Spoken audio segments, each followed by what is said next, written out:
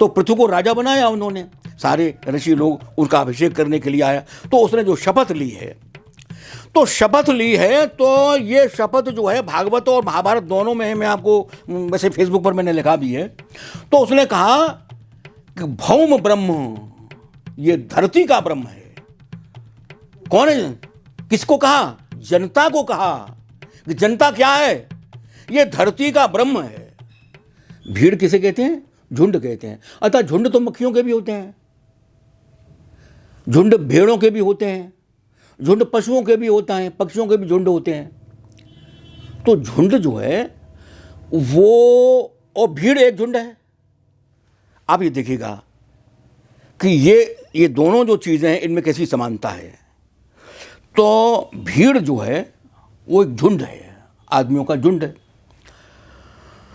और वो जो झुंड है उसमें विवेक नहीं होता। क्यों? कि उसमें उस व्यक्ति की पहचान गायब है। देखिए, ये जेब कतरे होते हैं ना, या और अपराधी किस्म के जो लोग होते हैं, या बड़े बड़े जो अपराध हो जाते हैं, ये भीड़ में हो जाते हैं। भीड़ में भगदड़ मच जाती है, भीड़ में हत्याएं हो जाती हैं, भीड़ में आदमी गिर जाता है और उसके ऊपर होकर के लोग निकल जाते हैं और वो आदमी मर जाता है, वो जिंदा आदमी मर जाता है। तो भीड़ जो है वो आदमी की विकृत मानसिकता होती है, वो एक तरीके का पागलपन होता है, उसमें एक उन्माद होता है। भीड़ जय जयकार कर सकती है, लेकिन भीड़ विचार नहीं कर सकती। इसलिए भीड़ में यदि कोई शक्ति है तो वो विध्वंसक शक्ति है। एक भीड़ है और भीड़ वहां से, उसमें से उतर करके आई, वहां से निकल करके आई और तोड़फोड़ करने लग गई। भीड़ थी ना, तोड़फोड़ करने लग गई।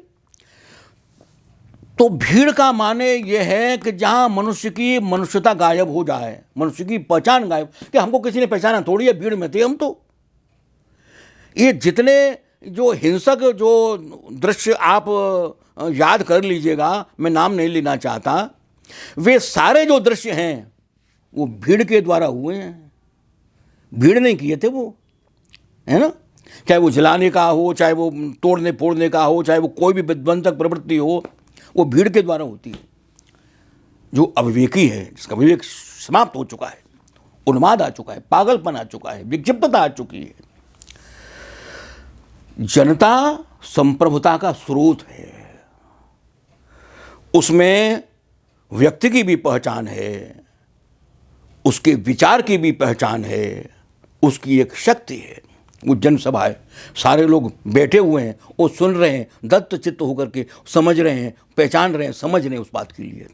वो जनता जिसमें विवेक है, क्या सत है, क्या असत है, क्या ठीक है, क्या गलत है, इस पर विचार कर रहे हैं। वक्ता बोल रहा है, लेकिन वो जो सुनने वाला है वो सभा में बैठा हुआ है और उसको विवेक पर तोल रहा है कि हाँ, ये आदमी ये बात तो ठीक कह रहा है, लेकिन ये बात गलत कह रहा है।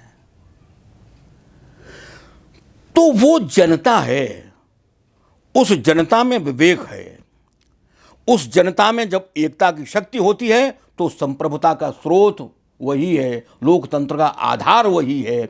और आप ये देखिएगा कि जब 42 में जब गांधी ने कहा कि शासक क्या होता है, शासक शासक तभी तक है जब तक आपने उसको शासक मान रखा है।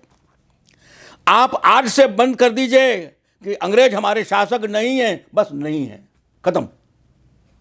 आप सबने कह दिया, सबने मन में आस्था जगा ली कि अब ये नहीं है, नहीं है तो नहीं है।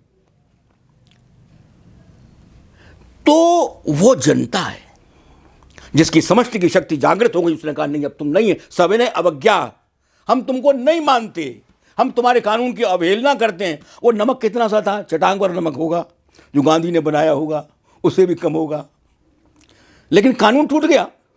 चटांग भर नमक से कानून टूट सकता है? टूट गया। क्यों?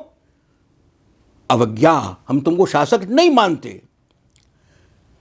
तो ये जो शक्ति है ये जनता में होती है। जब गांधी जब दिनकर ने लिखा सिंहासन खाली करो जनता आती है, वो जनता, वो भीड़ नहीं, भीड़ के लिए नहीं कहा था। भीड़ तो उपद्रव करेगी, अस्त व्यस्त कर देगी उसके लिए। तो जनता और प्रजा इन दोनों में भी भेद है। देखिए, जब जनता संप्रभुता का स्रोत होती है, जब वो लोकतंत्र का सृजन करती है, वो जनता है, वो जनता जनार्दन है। और प्रजा राजा की होती है। जो प्रजा सिंहासन की तरफ देखती है, वो प्रजा है। अन्नदाता, तू मुझे अन्न दे रहा है, ये प्रजा है। प्रजा की नजर रहती है, राजा क्या करेगा, राजा करेगा वही होगा, वो प्रजा है। क्योंकि उसकी जो शक्ति है वो क्षीण हो चुकी होती है, उसकी आस्था टूट चुकी होती है, आस्था टूट चुकी होती है, वो छिन्न विच्छिन्न होता है, उनमें एकता नहीं होती है।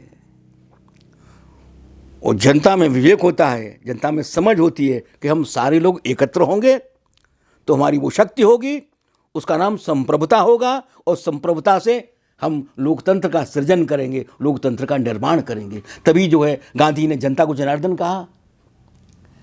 जनार्दन क्यों कहा? अच्छा, बल्कि देखो, ये तो नई बात है, गांधी वाली बात। अब मैं आपको भागवत और महाभारत दोनों का प्रसंग बता रहा हूं। मैं श्लोक तो इस समय मुझे उद्धृत नहीं कर पाऊंगा।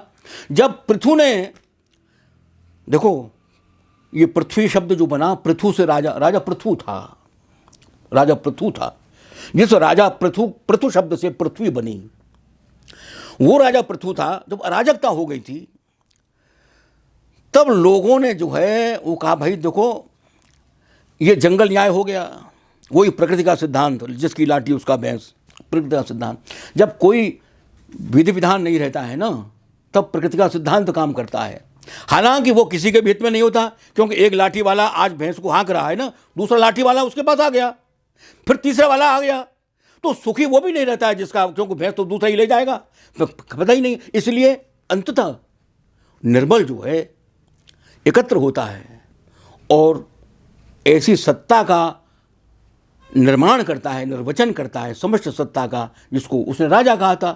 तो पृथु को राजा बनाया उन्होंने, सारे ऋषि लोग उनका अभिषेक करने के लिए आया। तो उसने जो शपथ ली है, तो शपथ ली है, तो ये शपथ जो है भागवत और महाभारत दोनों में है। मैं आपको वैसे फेसबुक पर मैंने लिखा भी है। तो उसने कहा कि भौम ब्रह्म, ये धरती का ब्रह्म है। कौन है? किसको कहा? जनता को कहा कि जनता क्या है? ये धरती का ब्रह्म है। तो देखो, जनता है धरती का ब्रह्म और भीड़ है पशुओं का झुंड, और प्रजा है जो राजा की ओर उन्मुख होकर के, तू प्रजा, तू पालक है, तू अन्नदाता है, तू कुछ करने वाला है, तुझसे ज्यादा कुछ नहीं है। वो सोच नहीं सकती कि शक्ति मुझ में है, ये शक्ति मुझ में है। शक्ति क्राउन में नहीं है, उस मुकुट में से नहीं आई। सत्ता कहां से आई? सत्ता लोकमानस से आती है। तो प्रजा और जनता और भीड़, ये तीनों जो कंसेप्ट हैं, ये अलग अलग हैं, ये भिन्न भिन्न हैं।